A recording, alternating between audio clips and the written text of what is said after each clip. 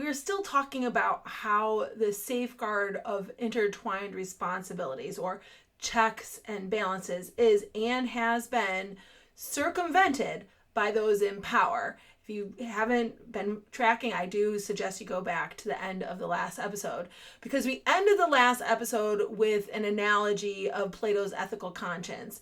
And we're going to kind of pick up there again from page 41.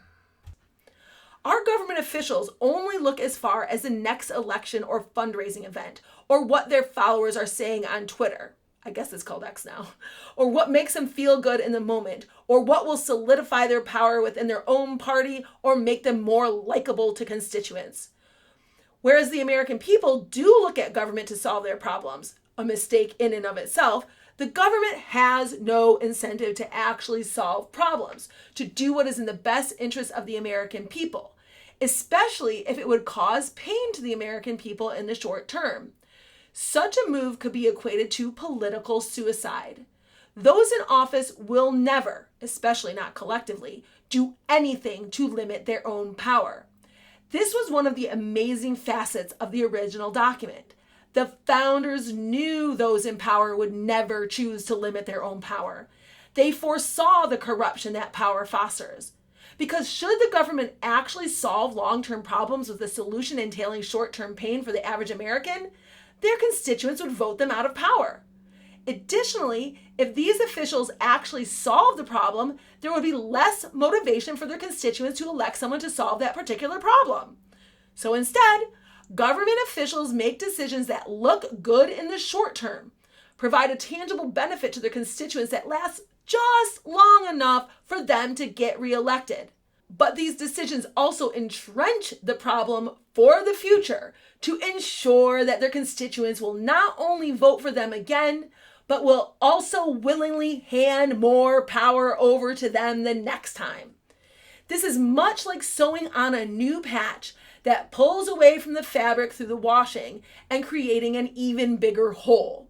The short-term solution causes a long-term problem while further tearing the fabric and punching an even bigger hole in the tapestry.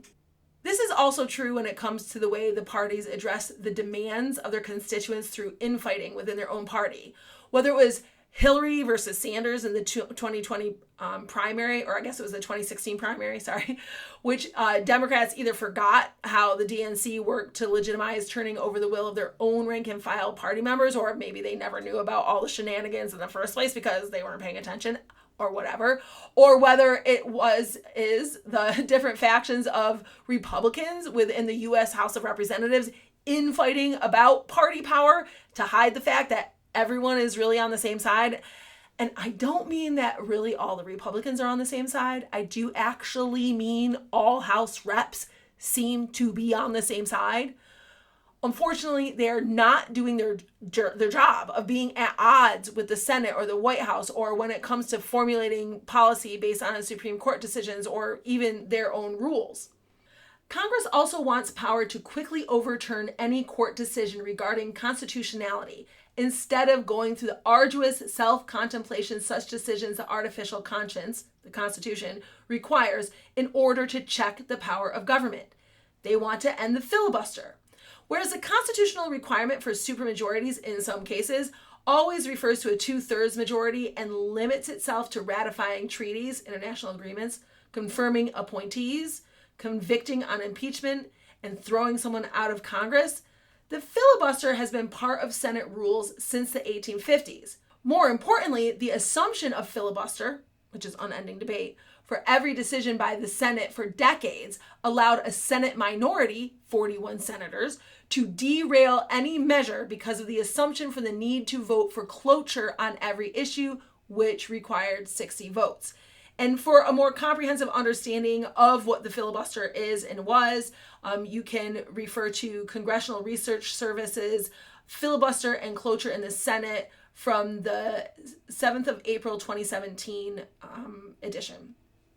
But you'll notice, because a minority could stop the will of a majority, was actually a very important part of Senate rules to make sure that we are not a democracy in essence, and that the rights and the interests of the political minority could not be trampled by the political majority. During Barack Obama's tenure as president, Senate Republicans thus used the threat of the filibuster to counter many measures in the Democrat-controlled Congress. Whereas Republicans flipped the House in 2010, the Democrats held onto a slim majority in the Senate. And the Republicans exploited the filibuster rule, especially when it came to judicial nominations. The Democrats had controlled the Senate since 2007, but with a larger margin. So Republicans understood the power of that 41st vote. They only needed 41 votes to prevent action on measures. Democrats made their move in 2013 when the Senate voted 52 to 48 to change the rules so that only 51 votes, instead of 60, would be needed to confirm judicial and executive nominees.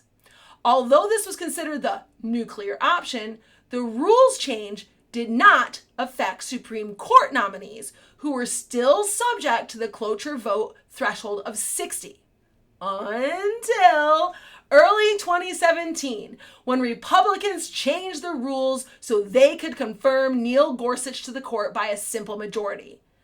The Democrats set the precedent without thinking they may someday find themselves in the minority. And at first opportunity, the Republicans capitalized on the Democrats' impulsive action. Ending the cloture vote rule was always seen as a nuclear option because it was the last, quote, legislative tool available to end the gridlock, end quote. And you can, for more information on that, you can look at Jeff Zeleny and Arnett Sands' Senate Goes Nuclear, Changes Nominee Filibuster Rules from ABC News. The problem is that the modern world sees gridlock in Congress as a negative attribute. But gridlock was always the point. Forcing debate, slowing decisions, and making it more difficult for lawmakers to consolidate power over Americans through legislation sounds a lot like Plato's ethical conscience at work. The rules change in 2013 opened the door and set the precedent for significant rules changes in the Senate for the first time in generations. And now, Democrats are seeking another revision of those rules with the Supreme Court Review Act, which would require only a simple majority to reverse or override, quote, Supreme Court rulings that overturn a previously recognized constitutional right, newly interpret or reinterpret a statute, or invalidate a proposed or enacted regulation, end quote. And that is from Paul Blumenthal's New Bill Would Make It Easier for Congress to Fight Back Against Hard Right Supreme Court from the Huffington Post. This bill indicates one of two things, or both. One, Congress wants to take the role of final authority on constitutionality out of the hands of the Supreme Court, where it has resided since Marbury versus Madison, since 1803. Consolidating even more power unto itself. Or two, Congress is tired of the long game in the one place it was still working. We all know that the Supreme Court is not infallible and has made some bad decisions. Plessy versus Ferguson of 1896 is one of the most notable, as it was overturned by probably the most well-known decision of Brown versus Board of Education of Topeka, Kansas in 1954.